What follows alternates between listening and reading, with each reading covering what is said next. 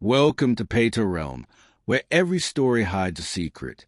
Tonight, I'll take you into the heart of one of West Africa's most chilling folk tales.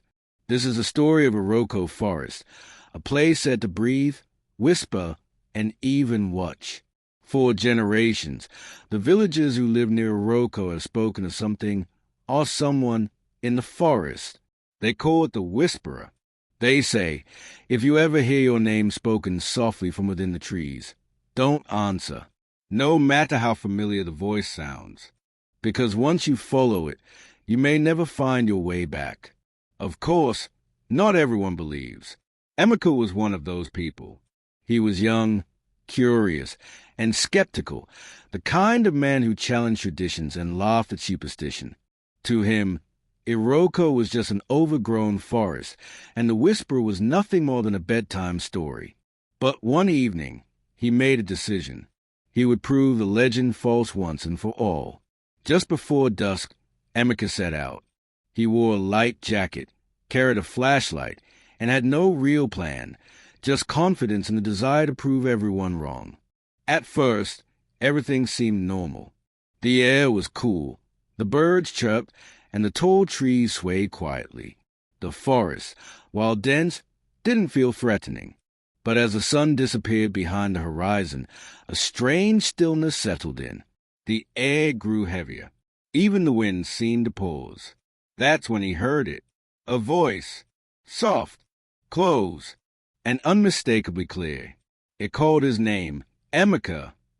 He froze. At first, he thought it was his imagination. Maybe a bird or the wind playing tricks. But then it came again. Quieter. Closer. Emeka. It wasn't just any voice. It sounded like his mother's. He called out, "Who's there?"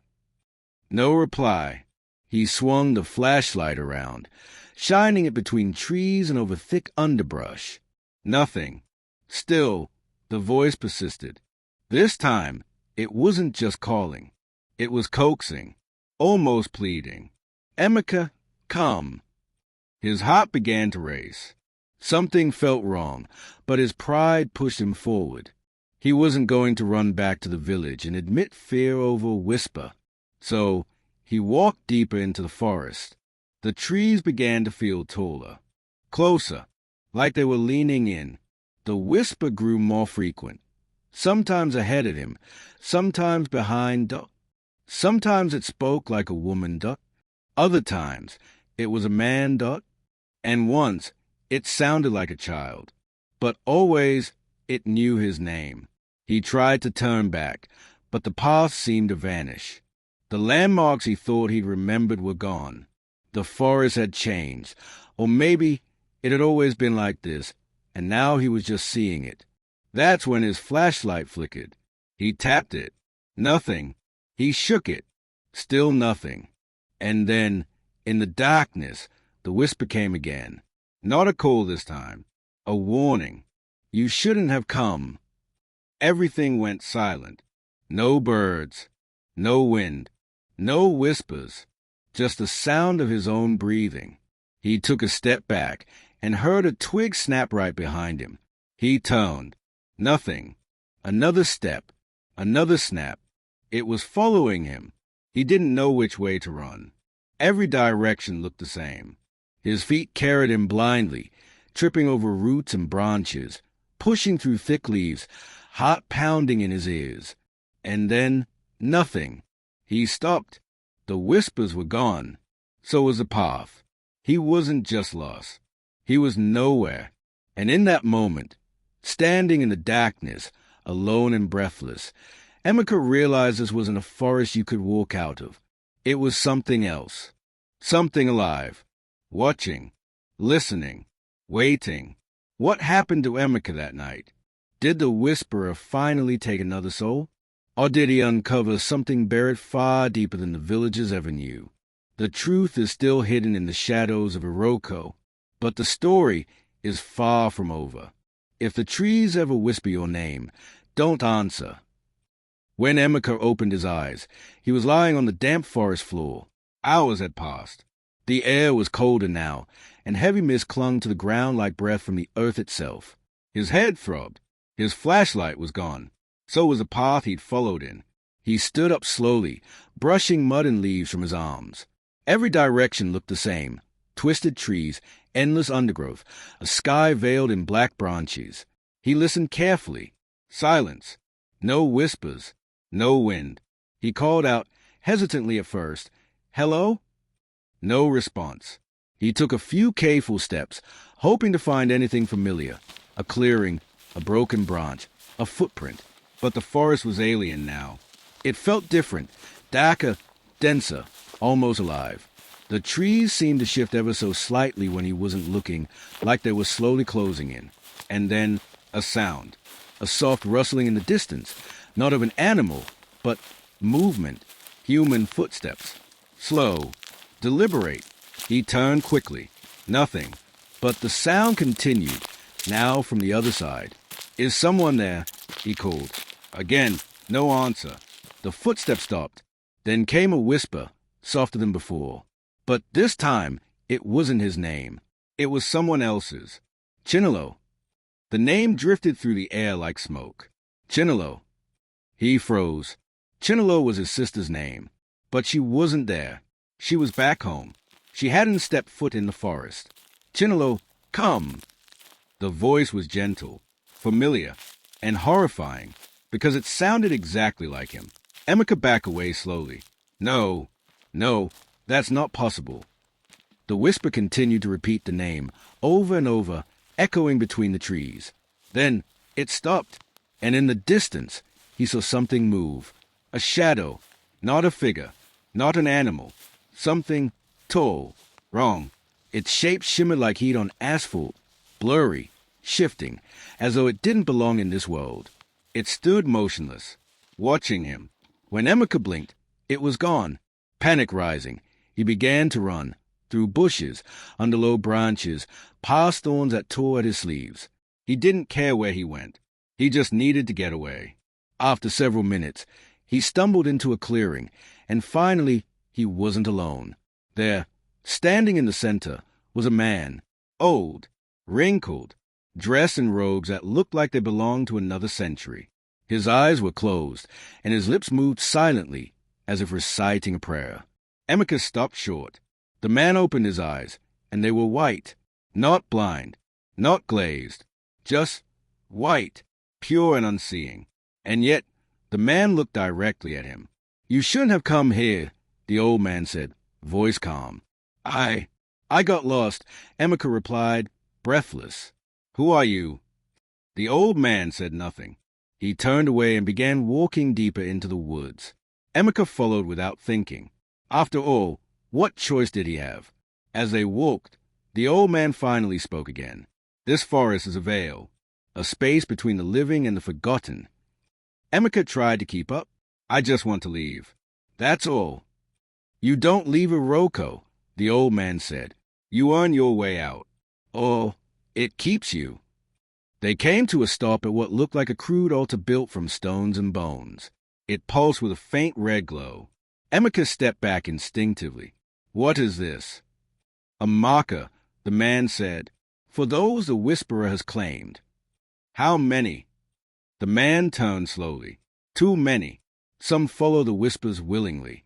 Others are taken." Then his voice dropped, and some return changed. Emeka's voice cracked. "Is there a way out?" The old man stuttered him. "Maybe, but you'll need to understand what brought you here." "What do you mean?" Emeka asked. "I just wanted to prove it was a myth."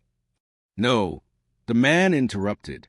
"People who mock the forest do not hear the whispers. The forest doesn't speak to everyone. Only those it remembers. Those tied to it." "Tied? How?" The man gave a slight smile. "Ask your mother what she buried under the Iroko tree." Emeka staggered back. "What are you talking about?" But the old man said no more.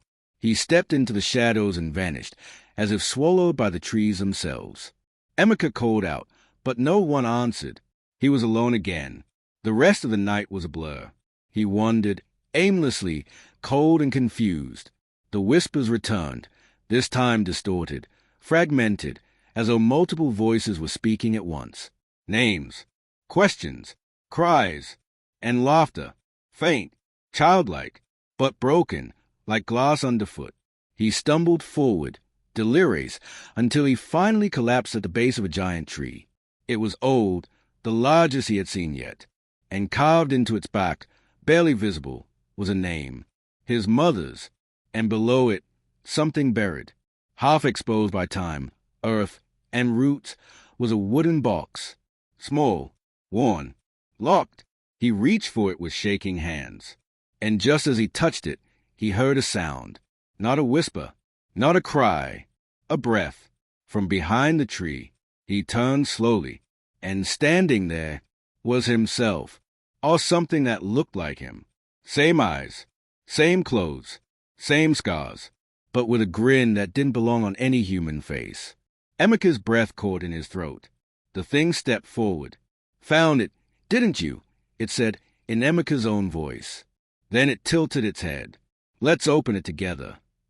He discovered a name, his mother's, carved into a tree, and beneath it a locked box.